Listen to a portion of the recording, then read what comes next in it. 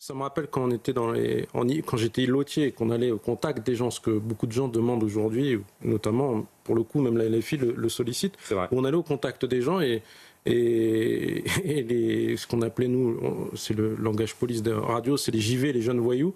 Moi, il me traitait de traître, Dark Vador, parce que j'étais du côté obscur. Mais en fait, on se rend compte qu'avec le temps, aujourd'hui, on se retrouve face à des députés. Et ça, c'est des gamins qui vous disent ça ou des adultes? Des adultes. Parce que ça vient de gamins, je veux dire, c'est pas pardonnable. Non, parce qu'en fait, dans cette société, dans les quartiers, en tout cas à l'époque, maintenant c'est plus dans la société, malheureusement aussi, on a l'impression qu'il y a deux camps en fait.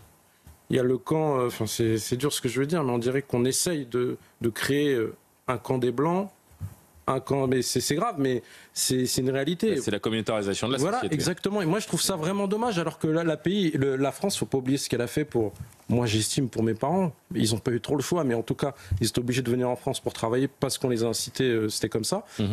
Mais après, ils se sont intégrés. Nous, on n'a pas eu besoin de s'intégrer. Moi, j'ai eu la chance, j'ai pas eu besoin de m'intégrer. Il y en a qui sont nés français, d'autres qui sont pas nés français, mais on n'a pas eu besoin de s'intégrer. Par contre, oui, une chose qui est sûre, on se faisait peut-être contrôler souvent, mais pourquoi on se faisait contrôler souvent? Parce que beaucoup de gens qui étaient comme nous, ils faisaient beaucoup de conneries. Mais ça, ils oublient de le dire. Ils n'arrêtent pas de se plaindre et de se victimiser, mais voilà. Et moi, je trouve ça dommage aujourd'hui. Quand ça arrive en politique, c'est qu'on se dit qu'il y a quand même, on a atteint le dernier degré. Mais je pense qu'il faut, comme il faut respecter les policiers, moi, je pense qu'il faut respecter aussi les élus. Parce qu'ils ont été élus, ils ont été choisis par les Français. Alors déjà, il faut savoir que ça a été compliqué pour nous, parce que dès ce matin, moi, quand on m'a appelé, en tout cas, on m'a dit « Viens, il faut que tu viennes sur Nanterre, il s'est passé quelque chose de très grave. » Le 27 juin 2023. Voilà, tout à fait. Donc du coup, c'est ce que j'ai fait. Et puis là, du coup, c'est vrai qu'on s'est...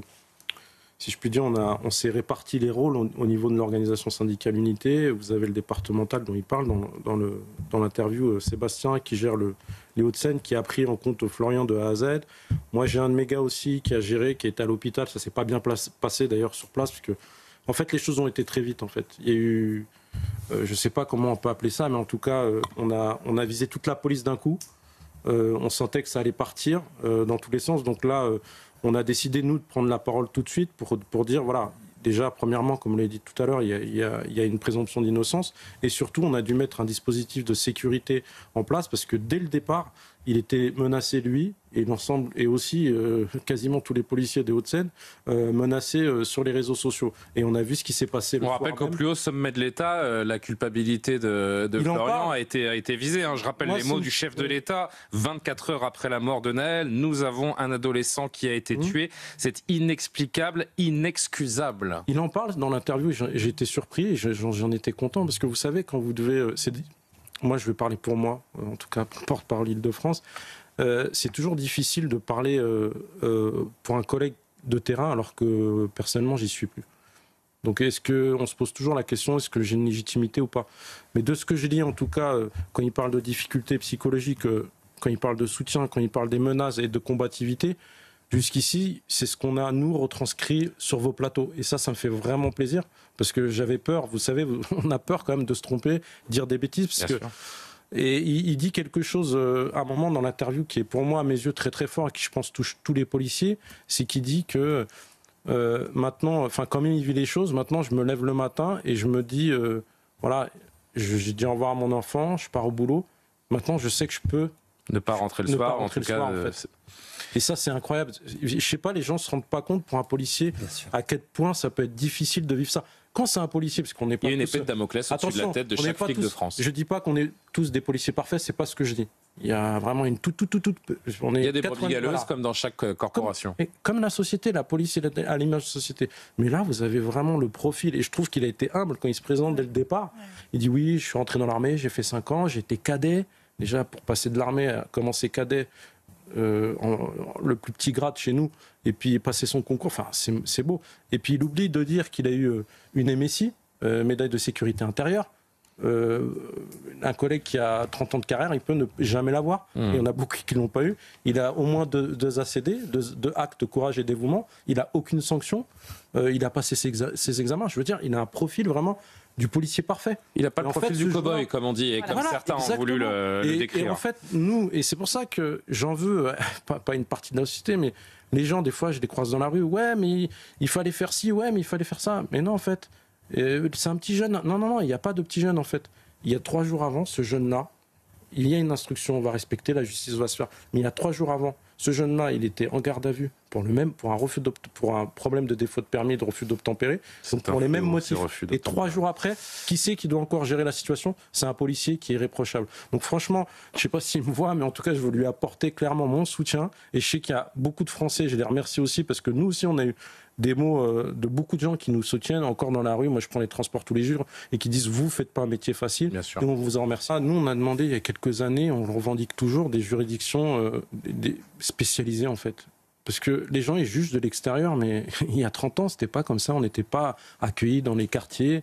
Là, on parle de Nanterre, la plus grosse plaque tournante de trafic de stupes des Hauts-de-Seine, c'est Pablo Picasso. Déjà, prenez-le en compte, s'il vous plaît. On est à 200 mètres. Prenez-le en compte. Il y a des vols à l'arrache quasiment toutes les heures. Il y a la gare RER juste à côté. C'est en bas des escaliers que ça s'est passé. Je veux dire, à un moment, et en fait, eux, ils nous jugent comme si on était dans une prairie et qu'on se baladait et qu'on faisait un contrôle routier, un simple contrôle routier. Ah non, tu veux pas t'arrêter? Boum, boum. Non, c'est pas comme ça que ça s'est passé. Il y a le profil du policier. Voilà, et en fait, c'est pour ça qu'on aurait besoin que... Franchement, sincèrement, que les politiques, que les élus, même des magistrats viennent et tournent avec nous. Moi, je l'ai vu à Créteil, un procureur, un futur substitut du procureur, avait tourné avec nous pendant ses stages. Et il dit « Ah, je pensais pas que c'était comme ça ». Il pensait qu'on venait, on contrôlait, que tout se passait bien. Mais non, en fait, il faudrait qu'ils viennent et qu'ils tournent avec nous pour voir comment ça se passe. Et juger en fonction de l'environnement aussi. On est, Reda, 20 ans quasiment jour pour jour, c'était ce triste anniversaire il y a quelques jours après les émeutes de 2005, quand vous avez des députés LFI, et pour ne pas la citer, Ercilia Soudet, qui dit que 20 ans après, la police continue de tuer. D'ailleurs, le ministre de l'Intérieur, je crois, a porté plainte. Ça n'aide pas. Non, ça n'aide pas, mais il y a aussi la députée de Nanterre. J'avais fait un plateau avec elle. Elle était vraiment gentille, parce que bon, de toute façon, elle avait vu que j'étais tendu. Et puis, face à un policier, vous ne pouvez pas vendre du rêve, en fait. Parce que moi, le terrain, je l'ai fait. Des vies, j'en ai sauvé. Des victimes qui ont pleuré, j'en ai pris plus en considération que n'importe quel député de l'hémicycle. Donc, ils peuvent dire ce qu'ils veulent. Nous, on a l'expérience. Voilà. Donc déjà, et ça se passait bien sur le plateau. Et vous voyez, j'ai vu au mois de juin, quand il y a eu...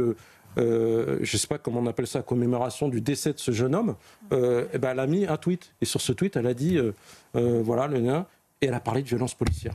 Mais vous voyez, c'est vraiment une honte, quoi. Parce que... Mais c'est un réflexe chez une partie de l'échiquier politique. C'est des députés républicains, et nous, on est des policiers républicains. Il n'y a pas d'idéologie chez nous. Nous, des gouvernements, on va en connaître plein. On fait que suivre les ordres, essayer de faire notre travail au mieux.